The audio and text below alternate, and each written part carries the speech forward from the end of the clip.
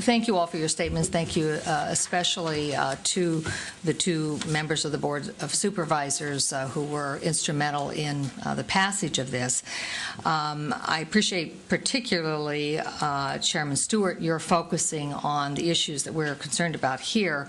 I must say, Mr. Stirrup, you and I might want to have a debate someplace under other circumstances about proper immigration policy, but that is not our interest here. Our interest here today is, in fact, the civil rights implications of the actions taken by the board. And I will say that in looking at the wording of the resolution, at least the whereases, I was a little bit reminded of the childhood tale of Alice in Wonderland and the Red Queen, who, as I recall, said, off with their heads, sentence first, verdict later. And I say that because of the whereas that I mentioned earlier today.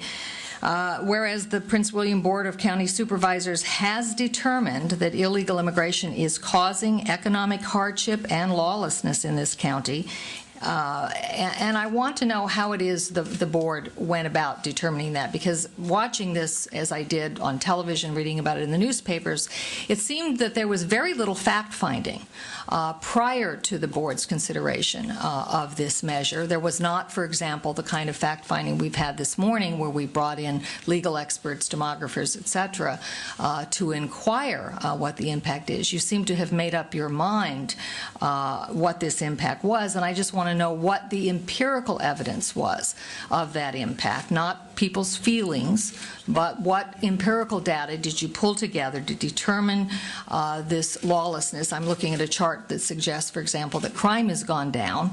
If you look at the unemployment figures in the county of Prince William, it's about 2.5%. Last I checked, that's pretty low.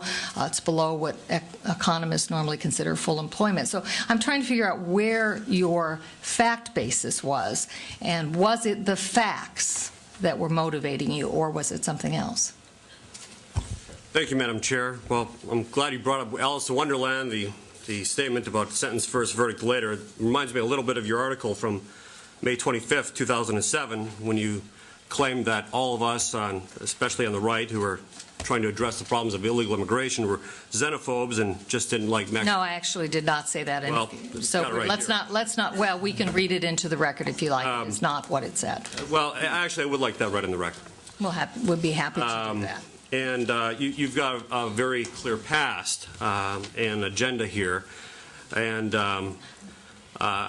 Mr. Stewart, I am not the subject of this hearing. We are here about a very serious matter. That whereas you're trying to say that this community and that John Stirrup and myself simply went about this without... no, I'm just asking a question, Mr. Stewart. Perhaps you can answer. I'm trying to lay the format here for what I'm about to say. We did look at the impacts on the community. And the thing to remind yourself here is that Could you just elucidate that? Could you tell us what demographic studies? I'm trying to tell you. You did that. So if you could please just provide that. Chavez, I'm trying to tell you. The community identified this issue. The community identified the issue in the hospitals, in the hospital emergency rooms, as you've just heard from Mr. Schwartz. The community identified the problem on the streets in terms of crime. The community identified the issues in the neighborhoods with housing overcrowding. So in other words, we have anecdotal evidence that was presented to the board. And as a result of that, Mr. Stirrup, myself, and others on the board did, in fact, take a look at the issue to see whether we have a problem with illegal immigration. We do. We know from Immigration and Customs Enforcement that up to 1/3 of all the gang members in Northern Virginia are, in fact, illegal aliens. We know, at least we knew at the time, we estimated that, and we underestimated actually, that the percentage of the people in our jail who were in fact illegal aliens, at the time we thought it was smaller. Now, a recent snapshot at the time that we undertook, when we voted on the resolution, was approximately 21% of the inmates in our jail were in fact illegal aliens. That was the primary reason for this resolution. Is to address the real-life quality of life concerns. And I would say this. Now, how do you value or quantify the lives of Juan Manuel Guevara, Rosario. I'm just curious. What are you trying to say here? I'm just curious whether or not they were also illegal aliens. We have heard some testimony today that illegal aliens are victims of crime as well as perpetrators. I don't disagree with you on that. Let me ask one other question, because you have placed a tremendous amount of emphasis on legal versus illegal immigration, and Mr. Stirrup did the same thing. Legal immigration policy is, of course, a federal matter, a national matter.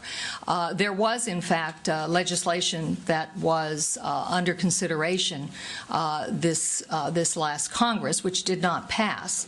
But had it passed, had we decided to pass a law that would have increased the number of legal immigrants into the United States. We admit about 400,000 legal immigrants into the United States each year. We create about 1.5 million to 2 million new jobs each year. So that's somewhat of a gap between our economic needs and the number of people that we admit each year, and our population is stable. It is not growing.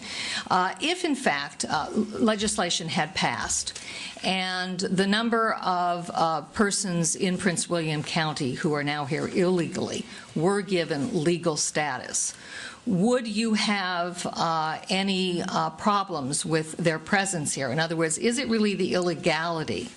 And if they were to become tomorrow legal residents, would that in any way change their impact on the economy? Would it in any way change their impact in terms of the use of the hospitals or their participation either as victims or perpetrators of crime? How would that change? And how would that change your actions? The fundamental purpose of this resolution is to remove the bad guys, to remove the people who are here illegally and commit crimes. The fact is that if Congress had passed a broad amnesty and the people were no longer, that commit the crimes, were no longer illegal, we wouldn't be able to use federal immigration law to remove them from the community. Actually, wouldn't have been eligible to be legal residents. But the point is that we are using federal immigration law as a tool to remove bad guys from our community. If Congress had removed that tool by granting them amnesty, obviously we wouldn't have been able to pass this resolution. It wouldn't have done any good. I'm going to that is not to say that I support amnesty. I don't. But that's a personal view. From a perspective, I'm giving you my perspective as a county chairman. And I'm going to ask Lloyd Cohn to ask the next question. Yeah, I'm going to change gears a bit here.